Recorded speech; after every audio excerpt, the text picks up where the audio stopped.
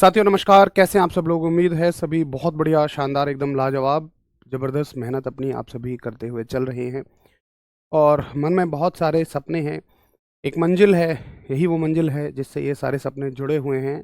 निश्चित तौर पर इस मंजिल पर पहुंचने के बाद में ये सारे सपनों की पूर्ति होनी ही है। ये बात मैं इसलिए कह रहा हूं क्योंकि बहुत बार बीच-बीच में ऐसे कमेंट्स आते ही रहते हैं कि भैया मैं इतने घंटे पढ़ाई कर रहा हूं, कर रही हूं, क्या मेरा सिलेक्शन हो जाएगा? दोस्तों मैं सिर्फ एक बात कहता हूँ कि देखिए आप ना मेहनत करिए और मेहनत में अपनी कोई कमी मत छोड़िए, मतलब सारी हदों को पार कर दीजिए। ऐसे समझिए कि जैसे ये मेरा आखिरी अटेम्प्ट है।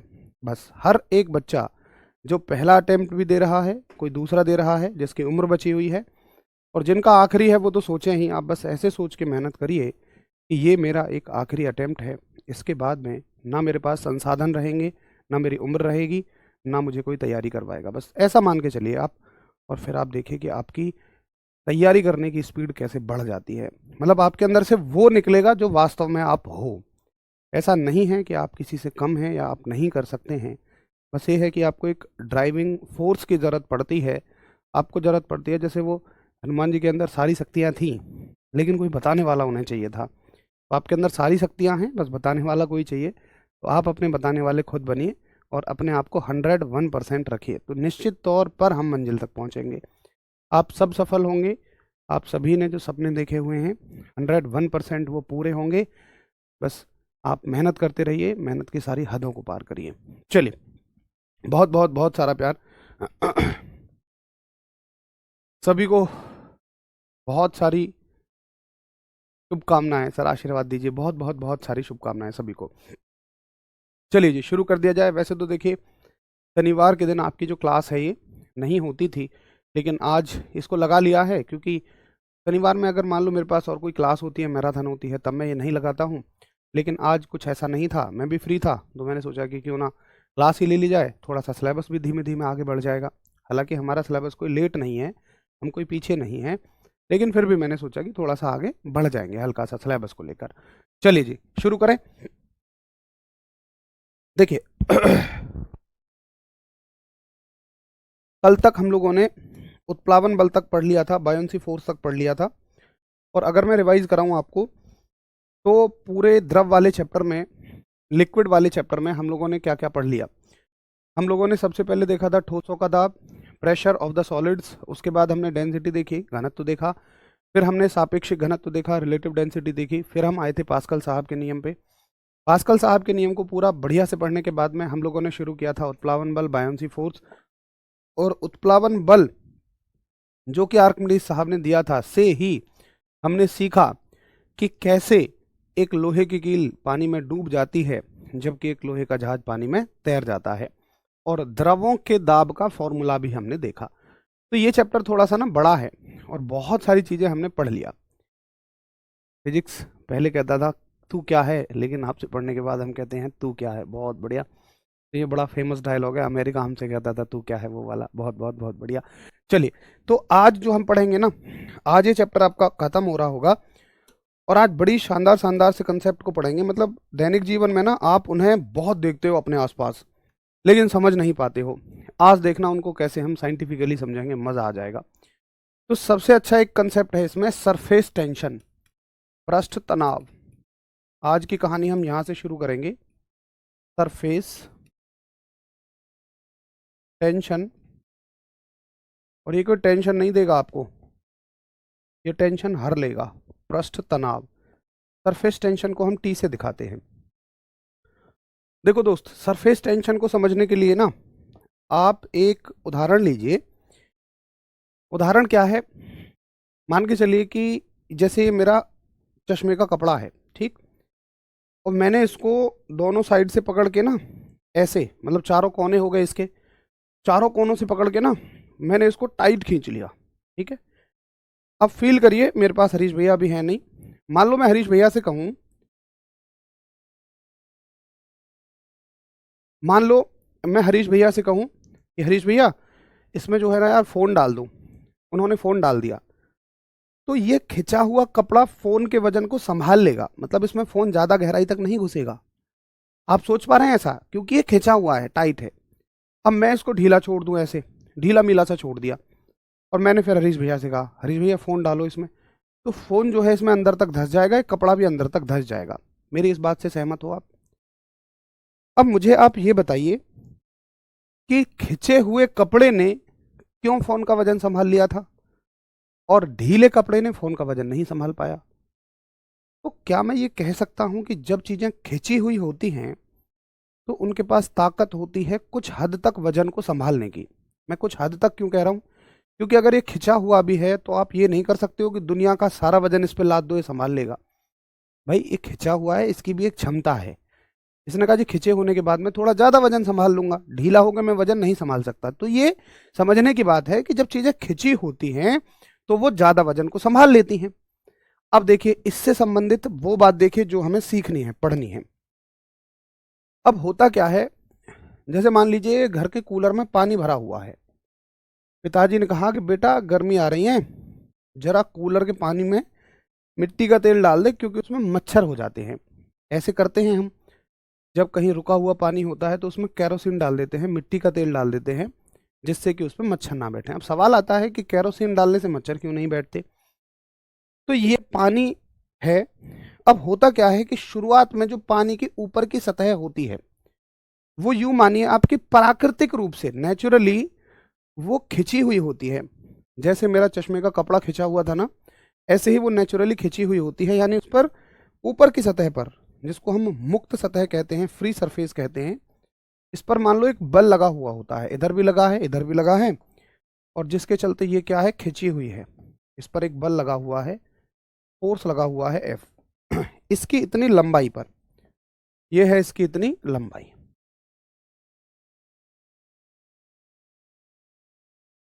इस लेंथ पर, इस लंबाई पर एक बल लगा हुआ है। अब इस बल के लगने के कारण ये खिंचा हुआ है। तो खिंचा होने की वजह से ना ये हल्की फुल्की वस्तुओं का वजन संभाल लेता है।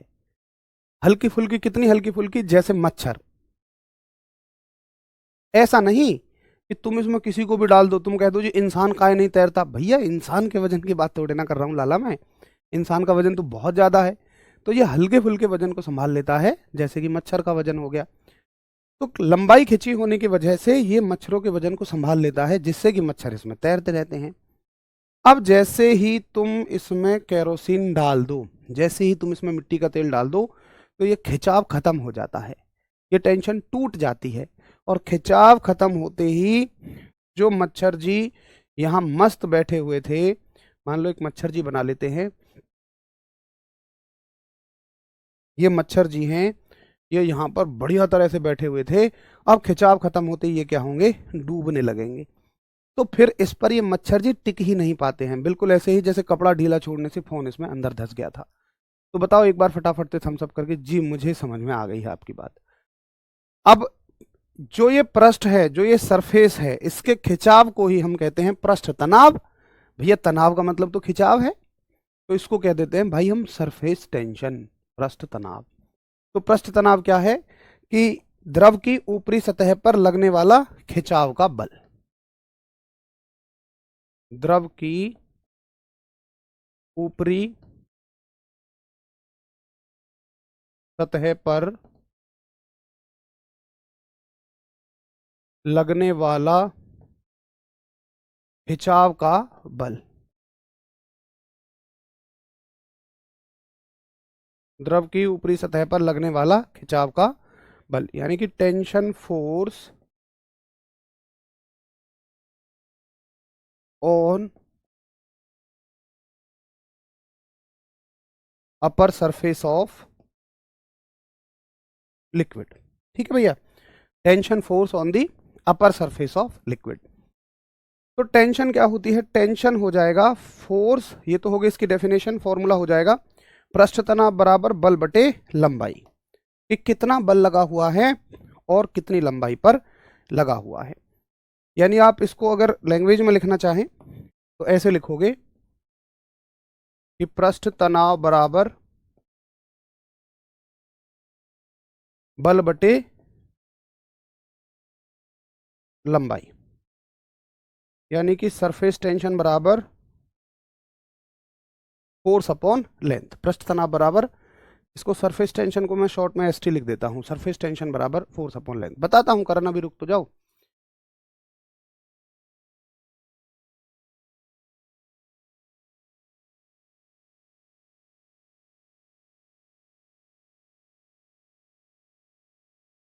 बताओ भैया, क्लियर है सभी को एक ये कंसेप्ट? फिर हम आगे बढ़े। अच्छा, अब सवाल पूछा जाएगा कि बताओ इसका मात्रक बताओ, पृष्ठ तनाव का मात्रक। तो इसकी जो यूनिट है भैया, सूत्र से निकाल लो। बल का मात्रक न्यूटन, लंबाई का मीटर, तो मात्रक हो जाएगा न्यूटन बटे मीटर। और ऊपर ले जाके इसको कई बार ऐसे भी लिख सकता है, न्यूटन मीटर की पावर -1। कैसी राशि है? तो मालिक जी, ये है आपकी एक अदिश राशि। इसका दिशा से क्या फर्क है भाई? खिंचाव का बल तो हर जगह इतना ही लगेगा, इसमें दिशा का क्या रोल है? बिल्कुल बढ़िया वंश। तो परिभाषा हो गई, सूत्र हो गया, मात्रक हो गया, कैसी राशि है ये हो गया।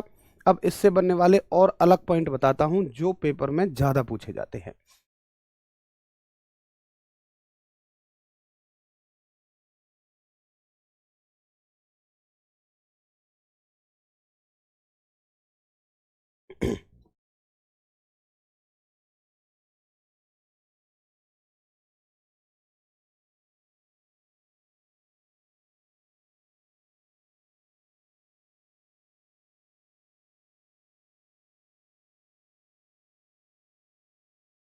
चलिए, ठीक जी।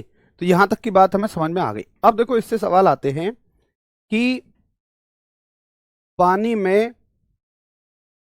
सवाल आएगा पानी में केरोसिन यानी कि मिट्टी का तेल,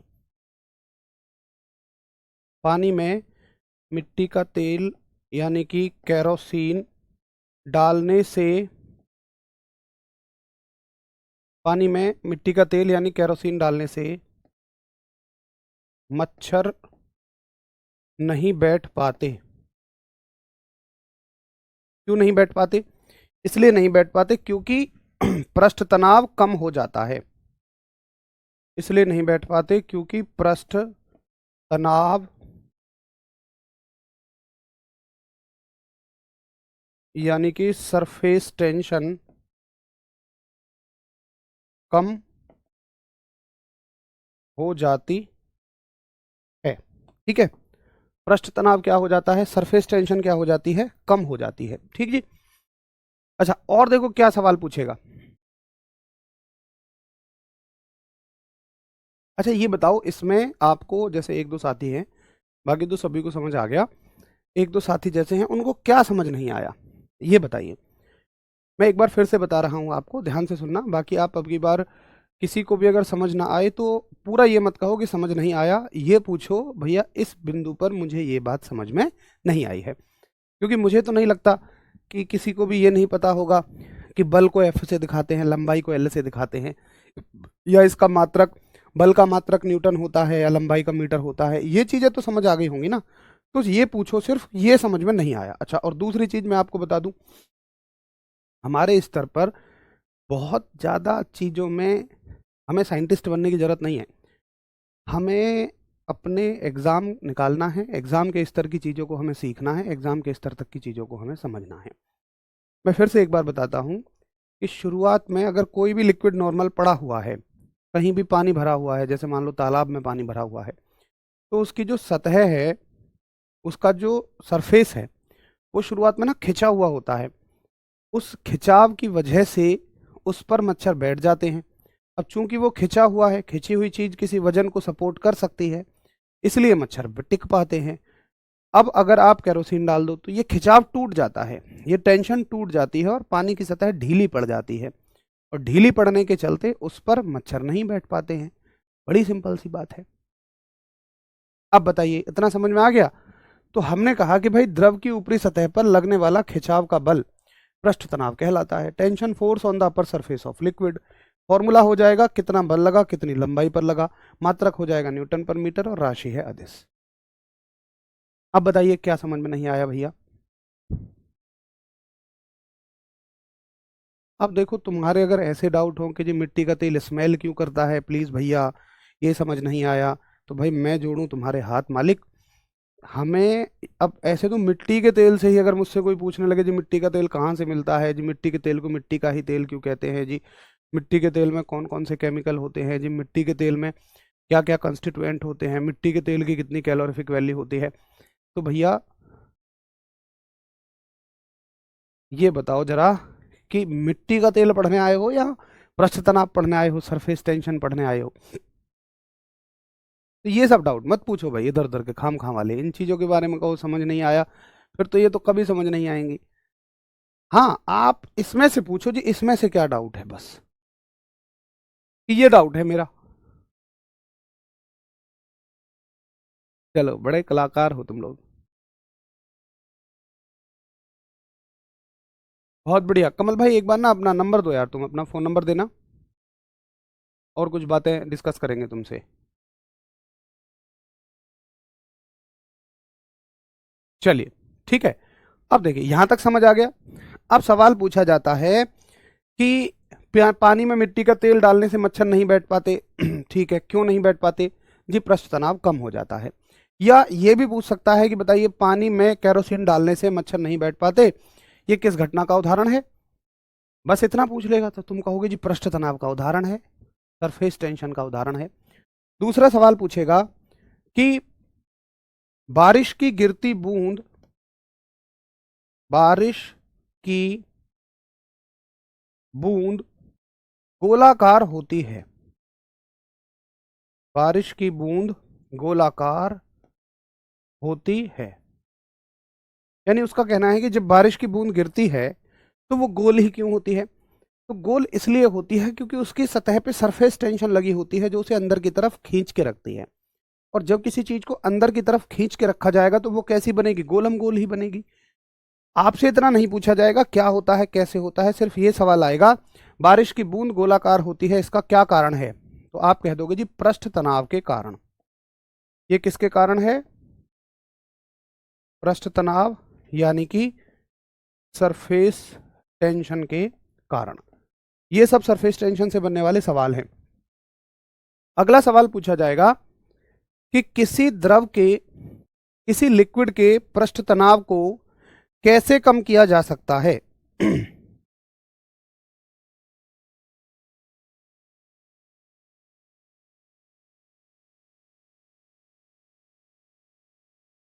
चलिए सवाल आएगा किसी लिक्विड के पृष्ठ तनाव को कैसे कम किया जा सकता है। पृष्ठ तनाव को,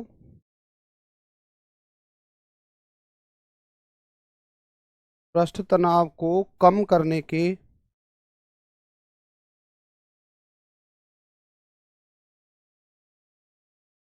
पृष्ठ तनाव को कम करने के तरीके, यानी कि मेथड्स टू रिड्यूस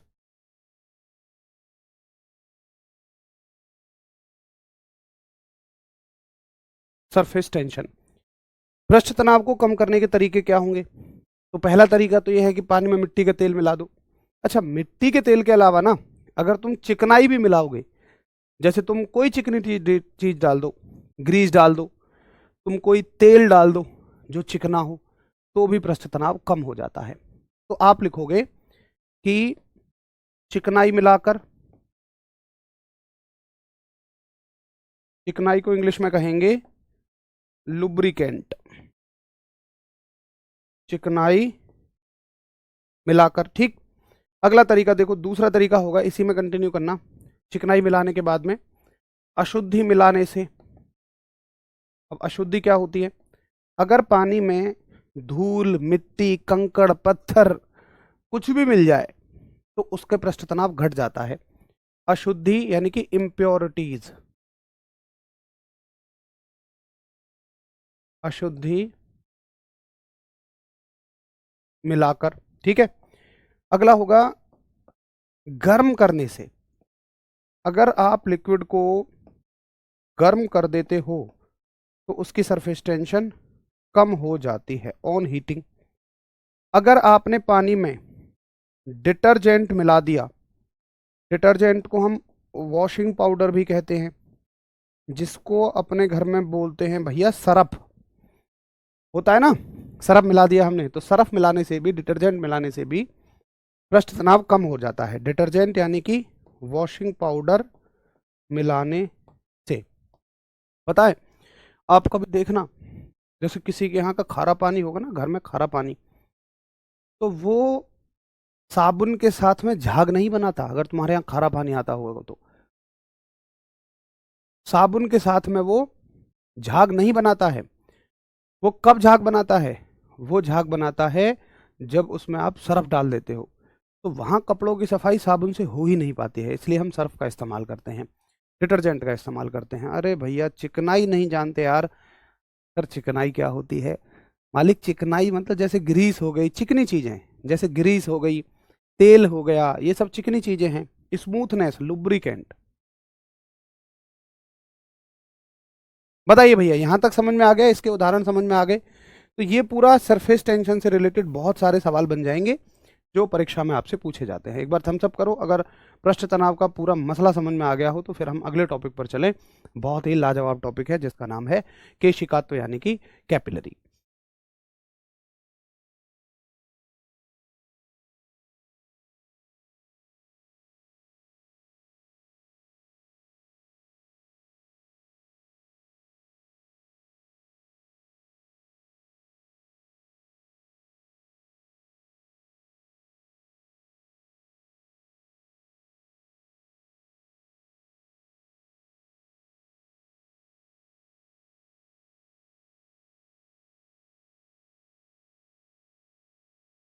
चलिए, बहुत बहुत बहुत बढ़िया।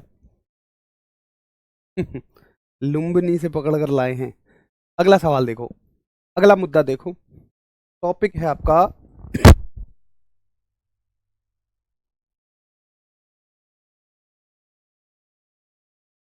देखिए अगला टॉपिक है हमारा केशिकात्व यानी कि कैपिलरी। केशिकात्व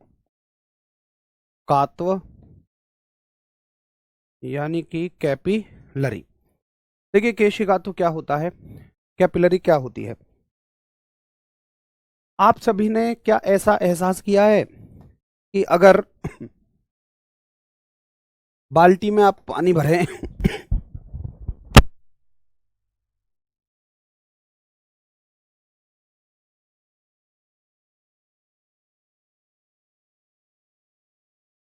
सॉरी भाई, अगर बाल्टी में आप पानी भरें, ये भर गया भैया बाल्टी में पानी, और तुमने यहां पे लटका दी एक तौलिया, ये एक तौलिया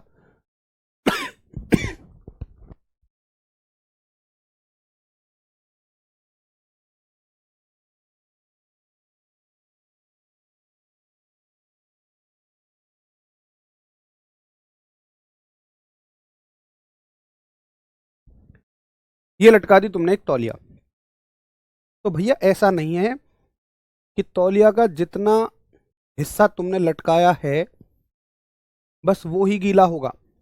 आप देखोगे तौलिया में पानी जो है ना, जल जो है, ये ऐसे ऐसे ऐसे ऐसे ऊपर तक चढ़ता हुआ चला जाएगा। ऐसा किस किसने देखा है?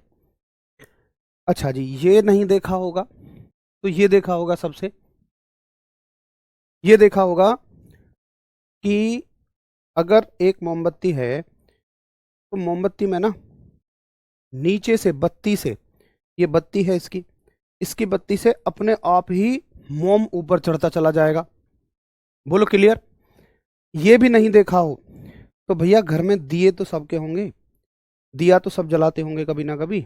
दिए में आप देखते होंगे कि जैसे ये तेल या घी भरा हुआ है और यहाँ बत्ती से ना, ये बत्ती लगी हुई है, इस बत्ती से तेल या घी ऐसे ऐसे जाता रहता है। अच्छा इससे भी ज्यादा मुझे नहीं पता तुम्हारे समय में थी या नहीं, जैसे कोई शीशी खाली होती थी ना, तो माता जी उसमें मिट्टी का तेल भरती थी, एक बनाती थी बाती कपड़े की, ढक्कन में छेद किया, उसमें डाल दिया, तो उस बाती के थ्रू अपने आप तेल ऊपर चढ़ जाता था। किस किसने देखा है वो डिबिया वाला जमाना? या लालटेन भी ऐसी होती थी, लालटेन में भी यही स्थिति होती थी। बोलो यस और नो, सभी ने ये चीजें देखी हुई हैं। अब पता है यहाँ पे सवाल क्या है?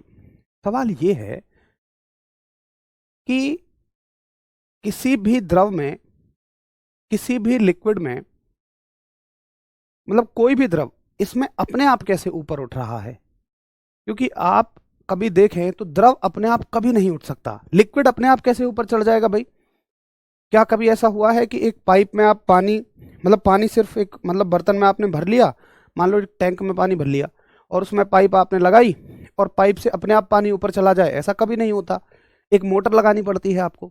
लेकिन यहाँ द्रव कैसे ऊपर उठ रहा है, यहाँ पर लिक्विड कैसे ऊपर उठ रहा है, ये मेरा सवाल है। चलो आप सभी उत्तर बताओ। सर आपकी तबीयत खराब है क्या? भाई तबीयत पिछले 4-6 दिनों से खराब है। कुछ साथी दवाइयों की सलाह दे रहे हैं, दवाइयाँ प्रॉपर चल रही हैं, रेगुलर चल रही हैं, लेकिन खांसी जो है ना थोड़ा डिले डिले ही जाती है, धीरे धीरे जाती है। और असल में सुबह के समय ज़्यादा होती है, कफ वाली खांसी है। तो रात भर का रुका हुआ कफ फिर सुबह में परेशान करता है, दिन में थोड़ा आराम होता है। तो बहुत बहुत सारा थैंक यू आप सभी की परवाह के लिए। बाकी हो जाएगा सही, 4-6 दिनों में हो जाएगा, कोई दिक्कत नहीं है। ठीक है कमल भाई, ठीक है। तो बताइए ऐसा क्यों होता है।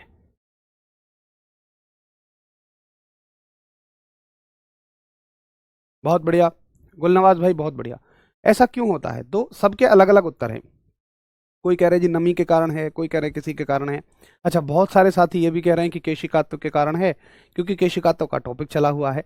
चलो तुमने अच्छा दिमाग लगाया। देखिए सही बात है, ऐसा केशिकात्व के कारण ही होता है, लेकिन ये केशिकात्व बवाल क्या है,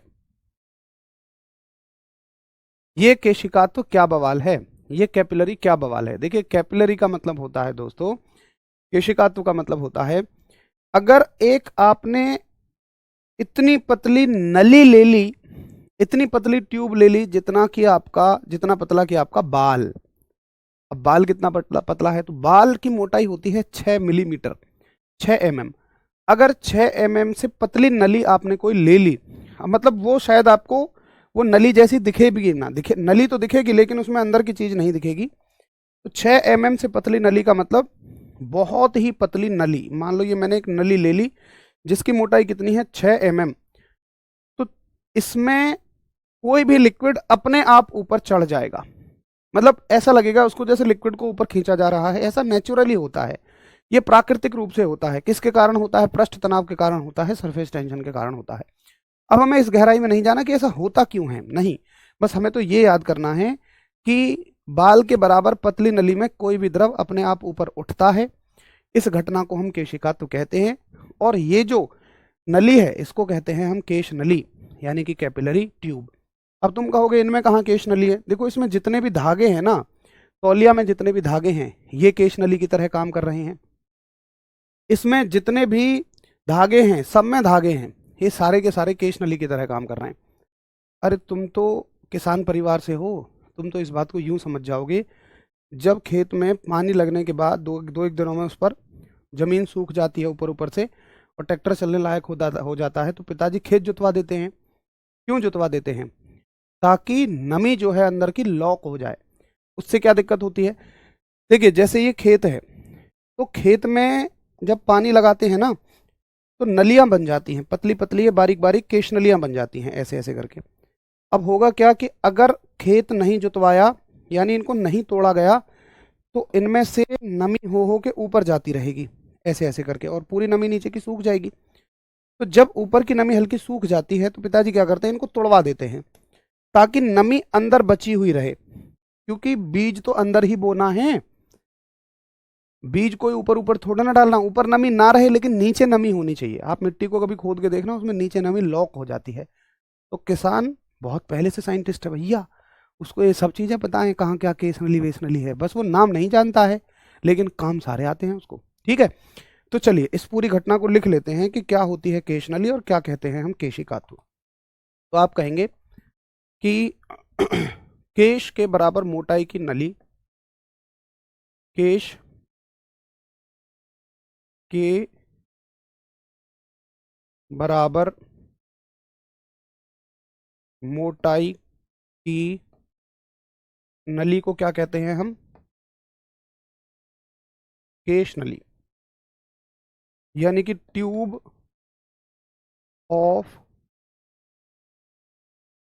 thickness equal to hair. Tube of thickness equal to hair, इसको कहते हैं हम कैपिलरी ट्यूब। और किसी केश नली में द्रव के अपने आप ऊपर द्रव के चढ़ने की घटना को हम केशिकात्व कहते हैं। लिखेंगे इसको केशिकात्व में, केश नली में, केश नली में द्रव के ऊपर चढ़ने की घटना केशिकात्व कहलाती है। यानी कि राइजिंग ऑफ लिक्विड,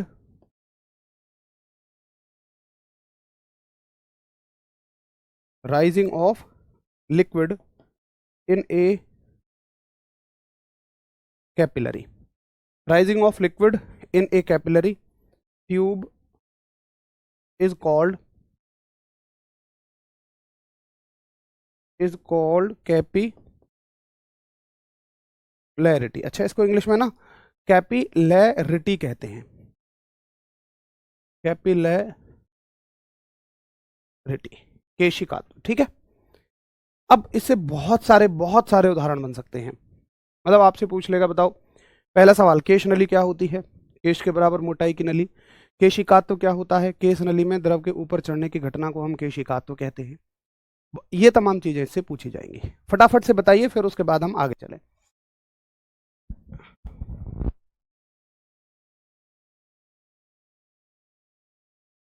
और इससे क्या क्या सवाल पूछे जाते हैं वो हम आगे चलेंगे। इसके उदाहरण लिख लेते हैं जो भी हमने पढ़े हैं।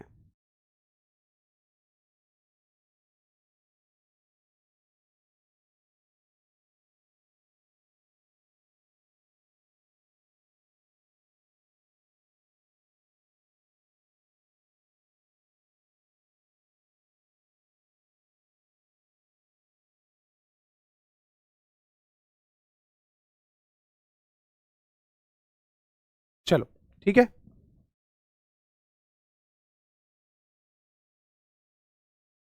एक समस्या बड़ी है आपकी, मेरे कमेंट जा रहे हैं क्या, मेरी चैट दिख रही है क्या? दोस्त सभी के कमेंट आते हैं, सभी की चैट दिखती है। बाकी मेरी आप सभी से एक रिक्वेस्ट है, ना केवल इस क्लास में, सभी क्लास में आप अगर यहाँ वहाँ की चीज़ें पूछते रहेंगे, क्योंकि देखिए मतलब मैं आपको बताऊँ, टीचर यहाँ जो खड़ा है उसको पता है, जो आप पूछ रहे हैं उसको सारे डाउट पता हैं, लेकिन अननेसेसरी आप सभी के उन सभी सवालों के जवाब देने में, जिनका एग्ज़ाम से दूर दूर तक कोई वास्ता नहीं है, सिर्फ और सिर्फ समय की बर्बादी है। इतना समय हमारे पास नहीं है, और हो सकता है कि 4 दिन बाद आप उस बात को भी भूल जाओ जो आपको बताई जाए, अननेसेसरी वाली बात, मतलब जिसका एग्ज़ाम में कोई लेना देना नहीं है। वो सवाल का उत्तर भी दे दिया जाए, आप उसे भूल भी जाओ, तो क्या ही फ़ायदा है? इस चीज़ के लिए थोड़ा ना आपने पैसा दिया है भाई। तो हम बड़े अच्छे से जानते हैं कि किस चीज़ के लिए आपने पैसा हमें दिया है। उसके अलावा इधर उधर की किसी भी चीज़ में समय व्यर्थ ना किया जाए। इसलिए आप सभी कोशिश करिए, सभी के कमेंट आते हैं, निश्चित रहिए, बिल्कुल पढ़ने पे ध्यान दीजिए। इस क्लास का, किसी भी क्लास का कोर उद्देश्य ये है कि आपको यहाँ लिखी चीज़ें समझ आएँ। सिर्फ 2 ही चीज़ों के लिए आप कमेंट करिए। अगर यहाँ की लिखी हुई कोई चीज़ नहीं समझ आ रही तो उसको प्रॉपर लिखिए, ऐसे मत कहो समझ में नहीं आ रहा। कोई ऐसा टीचर नहीं कहीं खड़ा कि उसका कुछ नहीं समझ में आएगा आपको। ये पूछिए प्रॉपर, जी मुझे ये बात समझ में नहीं आई है, बस इतनी सी बात पूछिए। बाकी आप ये पूछो, वो पूछो, गुंजिया खा लो, ये खा लो, और जी मेरा कमेंट जा रहा है क्या, मेरे कमेंट का आप जवाब नहीं देते हैं, मेरी बात नहीं सुनते हैं क्या, ये वो पढ़ाएंगे क्या प्रैक्टिस सेट में, वो ये टीचर करवाएंगे। भाई यहाँ खड़ा हुआ आदमी अगर इन सब बातों के ही जवाब देता रहेगा तो पूरी क्लास का समय ऐसे ही व्यर्थ हो जाएगा, वो नहीं दे पाएगा सारे सभी के जवाब। ठीक है मालिक? इसलिए आप सभी केवल वो बात पूछिए जो यहाँ पर लिखी हुई है। चलिए आगे चलें। अब इसमें हम आगे चलते हैं और ये देख लेते हैं दोस्त कि इसके उदाहरण जो हमने लिखे हैं उनको लिख लेते हैं। इसके क्या क्या एग्जाम्पल हैं, इसके क्या क्या उदाहरण हैं। देखिए उदाहरणों में सबसे पहला आता है कि तौलिया, तौलिया में जल का ऊपर चढ़ना। एक सेकंड रुको। तौलिया में जल का ऊपर चढ़ना, इतना तो इंग्लिश वाले भी जानते होंगे। दूसरा, मोमबत्ती में मोम का ऊपर चढ़ना। नंबर तीसरा, दिए में तेल या घी का ऊपर चढ़ना। ये सारे के सारे उदाहरण किसके हैं? केशिकातों के हैं। सिंचाई के बाद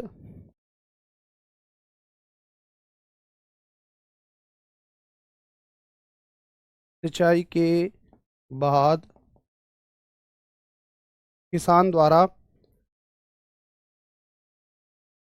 खेत जुतवाया जाना। ये तो इंग्लिश वाले भी समझ जाएंगे इतना तो। ठीक है भैया। तो सिंचाई के बाद में किसान खेत जुतवा देता है ताकि केशनली सारी की सारी टूट जाए और नीचे का पानी ऊपर ना जाए। ये इसके उदाहरण हो गए जो आपसे परीक्षा में पूछे जाएंगे। करिए एक बार थम्स अप। जी ठीक है, मुझे इतनी बात समझ में आ गई है। फटाफट से एक बार सभी थम्स अप करेंगे। ठीक है, मुझे समझ आ गई। कोई समस्या है तो पूछिए।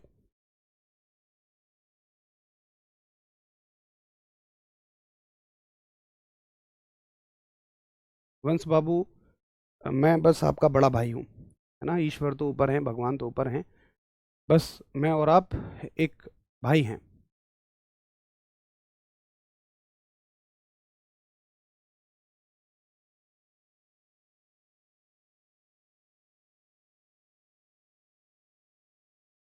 यहाँ तक क्लियर है? बहुत बहुत बहुत बढ़िया। अब सुनिए, इसके बाद ना इसमें दो कंसेप्ट रह जाएंगे। एक कंसेप्ट रहेगा आपका उसके थ्योरम। एक सेकंड।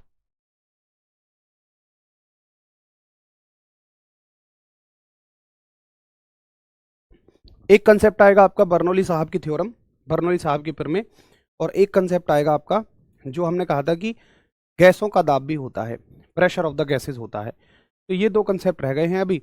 अच्छा, अभी समय इतना है नहीं कि उनको कंप्लीट कर लिया जाए क्योंकि क्लास ओवर हो जाएगी। तो एक काम करते हैं, उनको मंडे की क्लास में ओवर कर लेंगे। छोटे छोटे कंसेप्ट है, लगभग मुझे 20 मिनट के आसपास तो चाहिए, आधा घंटे के आसपास तो मुझे चाहिए ही। तो उसको हम करेंगे फिर मंडे की क्लास में आराम से। अभी वैसे भी आज आपका रिवीजन का दिन था तो बहुत ज़्यादा हम दौड़ भाग नहीं करेंगे। जितना हमने पढ़ा है फटाफट से उसको एक बार रिवाइज मान लो। सरफेस टेंशन हो गई और उसके अलावा हमने कैपिलरिटी पढ़ ली, केशिका तो पढ़ लिया। ठीक है, तो ये दो कंसेप्ट आज हमने सीखे हैं। इनको बड़े अच्छे से आप सभी पढ़ें, याद करें। और सैटरडे का जो दिन होता है, जो शनिवार का दिन होता है, ये आपको दिया जाता है रिवीजन करने के लिए। तो अच्छे से आप एक बार रिवीजन करें। मोमबत्ती में मोम का ऊपर चढ़ना ना, इसको मोम कर लो, कोई बात नहीं। मोमबत्ती में मोम का ऊपर चढ़ना। तो शनिवार का दिन आप सभी को रिवीजन के लिए दिया जाता है। जितना आपने शुरू से पढ़ा है उतने का फटाफट से रिवीजन कर लेना। अच्छा, आज केवल आज के पढ़े हुए का रिवीजन नहीं करना है, जितना आपने शुरू से पढ़ा है उस पूरे का रिवीजन करना है।